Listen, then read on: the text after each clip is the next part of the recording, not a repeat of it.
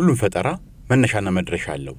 በአንድ ጀንበር ተጠንስሶ በብርሃን ፍጥነት የተቋጨ የፈጠራ ውጤት ለማግኘት ያዳግታል። እያንዳንዱ ግኝት በብዙ ውጣ ውረድ መውደቅና መነሳት ውስጥ አልፎ ነው ለፍሬ የሚበቃው። በቀጣይ የምንመለከተው ምላጭ ከክብደቱ አንጻር ሲታይ ቀላል ይመስላል። አሰራሩ ግን ግርምትን ያጭራል። በዋሻ ይኖር የነበረው ጥንታዊ ሰው በፊቱ ላይ የሚገኘውን ፀጉር ለማጽዳት ስለታማ ድንጋይ ይጠቀም እንደነበር ታሪክ ይነግረናል። ስልጣኔ የጎበኘው ትውልድ ደግሞ በቀላሉ ምላጭ ሸምቶ የመጠቀም ዕድል አግኝቷል። በአሁኑ ወቅት በተለያዩ ሀገራት በሚገኙ ፋብሪካዎች ውስጥ በሺህ የሚቆጠሩ ምላጮች የሚመረቱ ሲሆን በባህላዊ መንገድ የተጀመረው ፈጠራ በዘመኑ ላይ ላለው ጺም መላጫ ባለውለታ መሆኑ ብዙዎች የሚስማሙበት ነው። ከላይ ስንመለከተው የተሸፈነበት ወረቀት ስስ ነው። በውስጡ ግን ያለው ስለታማና ጠንካራ በመሆኑ ጺምን ለመላጨት ከበቂ በላይ አቅም አለው። ለመሆኑ ምላጭ እንዴት ይሰራል? አብረን እንከታተል። በቅድሚያ ዝገትንና እርጥበትን ሊቋቋም የሚችል ጥሬ ዕቃ በጥንቃቄ ከተመረጠ በኋላ በ0.004 ኢንች በቀጭኑ ተቆርጦ ይዘጋጃል። ከዚያም የቅርጽ ማውጫ ማሽን ውስጥ ገብቶ ቅርጽ እንዲይዝ ይደረጋል።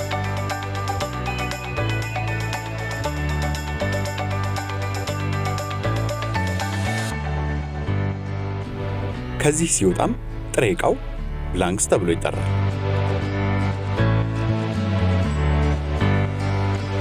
በዚህ ደረጃ ላይ ያለው ለስላሳና እንደ ወረቀት በቀላሉ የሚተጣጠፍ ስለሆነ ጠንካራ እንዲሆን የግድ 4 ደረጃዎችን ማለፍ ይኖርበታል። የመጀመሪያው ምዕራፍ በጣም ኃይለኛና 2000 ዲግሪ ፋራናይት በሚደርስ ሙቀት ውስጥ ለ30 ሰከንድ እንዲቆይ ይደረጋል። ከዚያም በመቀጠል በቀዝቃዛ ውሃ ውስጥ ያልፋል። እንደገና ኔጌቲቭ 28 ዲግሪ ፋራናይት በሆነ ቀዝቃዛ ክፍል ውስጥ ለ20 ሰከንድ ይቀመጣል።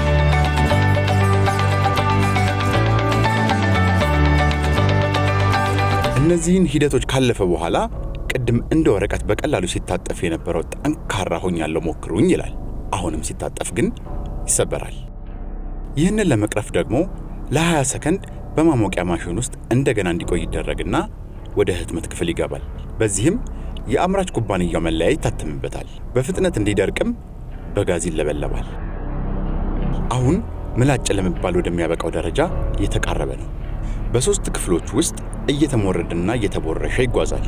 በሁለቱም ጠርዝ በኩል በሚገባ ተስሎ ይለሰልሳል። ይህ ሂደት ከተጠናቀቀ በኋላ አንድ ወጥ የነበረው የምላጭ አካል ለየብቻ እየተቆራረጠ ይወጣል። በፋብሪካው የጥራት ባለሙያ የምላጩ አጠቃላይ ብቃት ይመረመራል። በጥራት መቆረጡን፣ መሞረድን፣ መለስለሱን እንዲሁም ጠርዙ ይፈተሻል። 800 የሚደርስ ምላጭ በአንድ ላይ በተዘጋጀለት መሳሪያ በመደርደር ለጥራት ፍተሻ ማሽን ውስጥ ይገባል። በመፈተሻ ክፍል ቆይታውም ሙሉ በሙሉ ንጹህ እንዲሆን በኬሚካል ይታጠባል። ከዚያም ይደርቃል።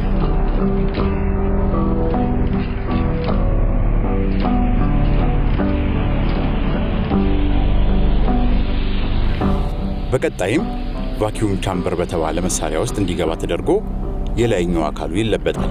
ይህም መላ አካሉም ሆነ ጠርዙ በደንብ እንዲጠነከር ያግዘዋል። ከዚያም ምላጩ ቆዳ ላይ ሲያርፍ ምቹ እንዲሆን ለየት ያለ ንጥረ ነገር ይረጫል። በቀጣይ የተለበጠው ንጥረ ነገር በቋሚነት እንዲይዝ እንዲሁም ስለቱ እንዳይደንዝ ረጅም ጊዜ እንዲያገለግል ለማስቻል በ660 ዲግሪ ፋራናይት ሙቀት ያለው ኦቨን ውስጥ ለ30 ደቂቃ ይቆያል።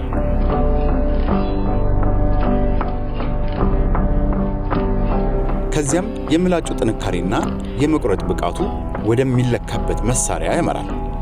የጥራት ተቆጣጣሪው ለናሙና የመረጠውን በማስገባት ስለቱን በሚገባ ይፈትሻል። የቀረበለትን ወፍራም ወረቀት ምላጩ ወደ ታች ዘልቆ መግባት ከቻለ የብቃት ማረጋገጫውን ማለፍ ችሏል ማለት ነው።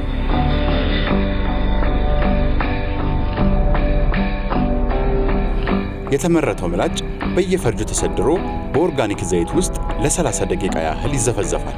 ይህም ተጨማሪ ጥንካሬና በተለያዩ ምክንያቶች ለጉዳት እንዳይጋለጥ የመከላከል አቅሙን እንዲያጎለብት እገዛ ያደርግለታል። በመጨረሻም ምላጩ ከተመረተ በኋላ በሚጓጓዝበት ወቅትም ሆነ በማከማቻ ማዕከል ውስጥ ለዝገትና ለመሳሰሉት ሁኔታዎች እንዳይጋለጥ በሰም በተነከረ ወረቀት እየተሸፈነ ይታሸጋል። ወረቀቱ ከሌሎች ተመሳሳይ ምርቶች በተለየ ጥንካሬ ስላለው የምላጩ ስለት በቀላሉ ሊቆርጠው አይችልም፣ ለምርት ብክነትም አያጋልጥም።